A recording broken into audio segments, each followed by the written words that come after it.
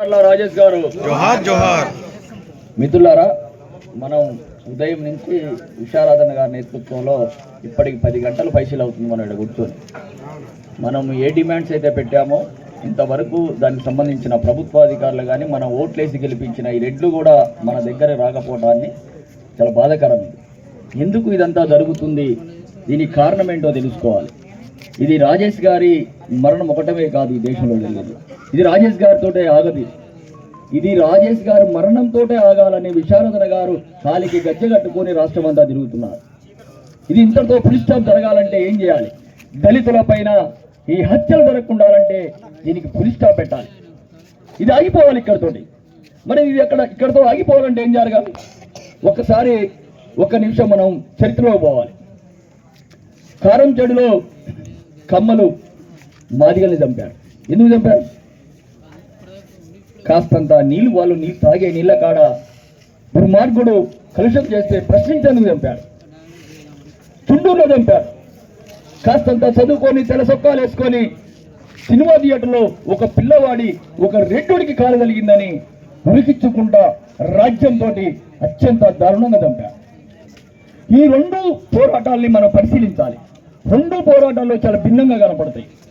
కారంచెడు పోరాటానికి చుండూరు పోరాటానికి మధ్యలో చాలా తారతమ్యం ఉంటుంది. చుండూరులో జరిగిన పోరాటానికి ప్రతిరూపంగా ఈయనకు పోరాటం జరుగుతుంది. చుండూరులో కటిబద్ధరావు నేతృత్వంలో ఆ ఉద్యమం జరిగింది.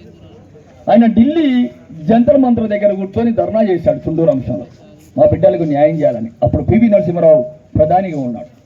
ఆయన ఈ రాజ్యం మీద 3 డిమాండ్లు పెట్టాడు.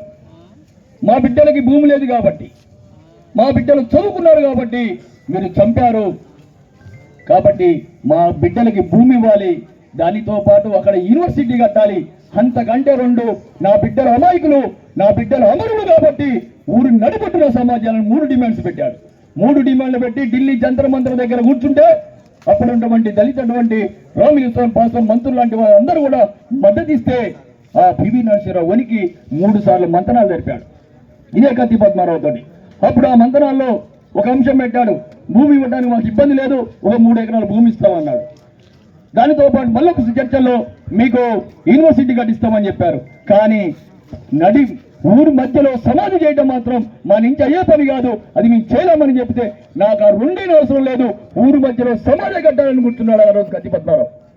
ఆ తరువాత దాన్ని విచారణ చేసి ఆఖరికి చుండూరు ఊళ్ళోకే సుప్రీంకోర్టును తీసుకొచ్చి అక్కడే న్యాయ విచారణ చేసి ఆ న్యాయమూర్తులు వీళ్ళు అడిగిన డిమాండ్ నిజమని చెప్పి చుండూరు నడిబొడ్డున అమరుల యొక్క సమాధి కట్టడం జరిగింది. ఈ ప్రపంచంలో మీరు ఎక్కడ చూడండి, దేశంలో ఊరు నడిసెంటర్లో ఉన్న సమాధులు ఏమైనా ఉంటే అది మనం చుండూరు ప్రాంతంలో చూసుకుంటాం. నేను ఇక్కడి నుంచి చెప్తున్నా, ఆ చుండూరు పోరాటానికి ప్రతిరూపంగా మీరు కనుక ఈ రాజేష్ గారి న్యాయం చేయకపోతే ఇదే ఊరు నడిపొట్టున మీరు సమాధి చేస్తామని కూడా ఈ నుంచి హెచ్చరిక జారీ చేస్తున్నాం. అంతటి జ్ఞానవంతమైన పోరాటం ఇక్కడ జరుగుతుంది. మీరేమి ఈ నైట్ అర్ధరాత్రి పూట మీరు శవాన్ని తరలించాలనో మా నాయకుడిని మీరు తీసుకెళ్లాలని చూస్తే ఇక్కడే ఊరు నడిబొడ్డున చుండూరులో అయితే ఎక్కడైతే సమాధి చేశామో ఈ నడి సెంటర్లో ఈ సమాధి చేయడానికి కూడా మీ వెనకాడం మాకు హక్కుంది. నా బిడ్డ అమరుడు, నా బిడ్డ ఏ పాపం చేయలేదు, మీరు అన్యాయంగా చంపారు కాబట్టి అమరుడు కాబట్టి మహాత్మా గాంధీకి నెహ్రూకి మీరు ఎక్కడైతే ఊళ్ళో సమాధులు కట్టారో అట్లా ఈ బిడ్డని ఇదే ఈ సెంటర్లో గాంధీనగర్ నడిబొడ్డున సమాధి చేసినా కూడా మీరు వదిలిపెట్టమని అమరునిగా మేము చెప్పదలుచుకున్నాం. దీనితో పాటు ఇంకొక అంశం చేయాలి మిత్రులారా. ఇక జరగడానికి లేదు, దళితుల పైన హత్యలు జరగడానికి లేదు. మరి జరగకుండా ఉండాలంటే ఏం చేయాలి? అసలు ఎందుకు జరుగుతున్నాయి? చంపే వాళ్ళంతా ఎవరు? చంపేవారు రాజకీయ పార్టీలుగా. చంపేది మతం కాదు, కులం చంపుతుంది. ఏ కులమైతే నీకు పేదరికాన్ని ఇచ్చిందో, ఏ కులమైతే నీకు అవమానం ఇచ్చిందో, ఏ కులమైతే నిన్ను రాజ్యాధికారం దూరంగా ఉంచిందో ఆ కులమే నిన్ను చంపుతుంది. కాబట్టి ఆ కులంని రాజ్యాధికారం నుంచి కూలిస్తేనే దీని పరిష్కారం, అంత మించి ఏం లేదు. ఇంకో రాజేష్ కనపడకుండా ఉండాలంటే ఆ దుర్మార్గుల్ని ఆ రాజ్యం నుంచి కూల్చాలి. ఇంతకంటే మార్గం ఉందా? ఇంతకంటే సూత్రీకరణ ఉందా? ఏమీ లేదు. మరి దీన్ని ఆలోచించాలి కదా. ఇక్కడ ఇంతమంది యువకులు ఉన్నాం, ఇంత మేధావులు ఉన్నాం, మరి ఎందుకు ఆలోచించలేకపోతున్నాం? వాడు ఎన్ని రంగులు వేసుకుని వచ్చినా, వాడు కాకి సొక్కాతో ఉన్నారో వాడు రెడ్డి లక్ష్మి చూపించాడు. వాడు 3 రంగుల జెండా వేసుకున్నా, వాడు పసుపు రంగు వేసుకున్నా వాడి గుణమే గుణం చూపించిండు. కాబట్టి వాళ్ళ రంగుల జెండా అనుకున్నది మొత్తం కులమే అని మీరు గుండెలో పడుచుకోవాలి. ఎక్కడ దీంట్లో భిన్నాభిప్రాయం లేదు. కులమే మన్ని అంతం చేస్తుంది. మనము వాడికి ఆయుస్సు వాడి పార్టీలలో ఉంది.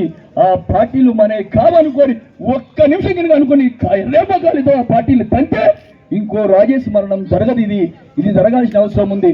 దానికోసమే విశారదన్ మహారాజు ఈ రాష్ట్రం అంతా తిరిగి మిమ్మల్ని చైతన్యం చేస్తూ మన ఓట్లు మనం, మన ఆత్మగౌరవం మనం, ఏదైతే కాల్సిరం చేసిన ప్రోగ్రాం ఉందో అది తెలంగాణ గడ్డమే జరగాలని ఆయన ఆశిస్తుండో, ఇది విశారదన్ గారు ఏ ఒక్క నిమిషం ఎక్కడ ఈ తెలంగాణ రాష్ట్ర గడ్డ మీద ఇప్పటికే బీసీలను, ఎస్సీలను, ఎస్టీలను కలిపి ఒక జాయింట్ యాక్షన్ కమిటీ వేసి బీసీలకు అన్యాయం జరిగినా ఎక్కడ బీసీ బిడ్డ బాధపడ్డా అలా తక్షణమే ఆ కమిటీ ఆ యాక్షన్ జరుగుతుంది. కాబట్టి విశారదన్ గారి యొక్క ప్రయాణాన్ని కూడా మనం ఆలోచించాలి. అది మరి ఇంకో రాజేష్ని చూడకుండా చేయడం కోసం చేసే ప్రయాణం కాబట్టి మీరందరూ కూడా వైపు ప్రయాణం చేస్తారని చెబుతూ ఈ అవకాశం ఇచ్చినటువంటి వారికి సెలవు మిత్రులారా.